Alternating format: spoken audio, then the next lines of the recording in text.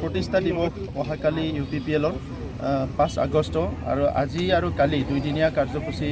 লোৱা হৈছে সমগ্ৰ বিটিআৰ অঞ্চলত আৰু আজি সকলো প্ৰাইমাৰী সকলো ব্লক সকলো ডিষ্ট্ৰিক্টে বৃক্ষৰোপণ কাৰ্যসূচী লোৱা হৈছে আৰু আমাৰ টাৰ্গেটটো হৈছে 10 লাখ বৃক্ষৰোপণ কৰিব লাগে তো সবে আজি এই কাৰ্যসূচী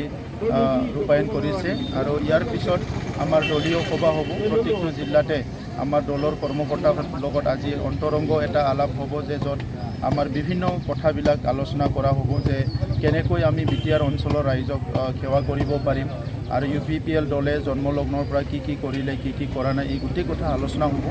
আৰু বিশেষভাৱে অহাকালিহে আমাৰ ফাউণ্ডেশ্যন ডেৰ বিভিন্ন কাৰ্যসূচী আছে আৰু সেই কাৰ্যসূচী ৰূপায়ণ কৰিম আমি বিচাৰিছোঁ এটা সেউজীয়া বিটিআৰ গ্ৰীণ আৰু স্মাৰ্ট বিটিআৰ আমি বিচাৰিছোঁ আৰু পিচফুল বিটিআৰ আমি বিচাৰিছোঁ green smart and peaceful BTR আমি বিচাৰিছোঁ আৰু সেই তিনিটা মটৰটো লৈ পেলাই আমি কাম কৰি আছোঁ সেইকাৰণে আজি যিটো জলবায়ুৰ কথা আমি বহুত সময়ত পাতি থাকোঁ কিন্তু এই এনভাইৰনমেণ্টটো ঠিক কৰাৰ কাৰণে মানুহবিলাকে বহুতে কাম নকৰে আমাৰ মুখ্যমন্ত্ৰী ডাঙৰীয়াই শেহতীয়াভাৱে আমাৰ অনুষ্ঠানবিলাকত বৃক্ষৰোপণৰ কাৰ্যসূচী এটা এনাউন্স কৰিছে আমাৰ বহুতখিনি অনুষ্ঠানত আমাৰ মুখ্যমন্ত্ৰী আহ্বান লৈ পেলাই বৃক্ষৰোপণ কৰা হ'ল আৰু এতিয়া আমি আমাৰ দলৰ ফাউণ্ডেশ্যন ডেক লৈ আমি বৃক্ষৰোপণ কৰিছোঁ আমি বিচাৰিছোঁ যে কোনো কাৰণত যাতে আমাৰ পৰিৱেশটো প্ৰদূষিত নহয় আৰু আহি থকা প্ৰজন্মৰ কাৰণে আমাৰ যিটো জলবায়ু যিটো মানে এনভাইৰনমেণ্ট এইটো মানে যিটো গ্লোবেল ৱাৰ্মিং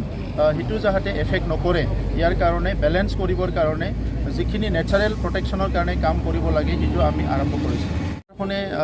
মানে দিয়া নাছিলে আমিতো দিবৰ কাৰণে আমি অহাৰ পিছতে ইয়াৰ প্ৰক্ৰিয়াটো আৰম্ভ কৰিছিলোঁ কিন্তু কি হ'ল লগে লগে চিটেটৰ সকলে এটা হাইকোৰ্টত মানে গোচৰ ৰুজু কৰিলে ইয়াৰ কাৰণে সেইটো বহুত দিন ৰৈ গ'ল আৰু এতিয়া সেই গোচৰটো নিষ্পত্তি হোৱাৰ ফালে গৈ আছোঁ যেতিয়াই নিষ্পত্তি হ'ব তেতিয়াই আমাৰ টেট এপইণ্টমেণ্টটো আমি দি দিম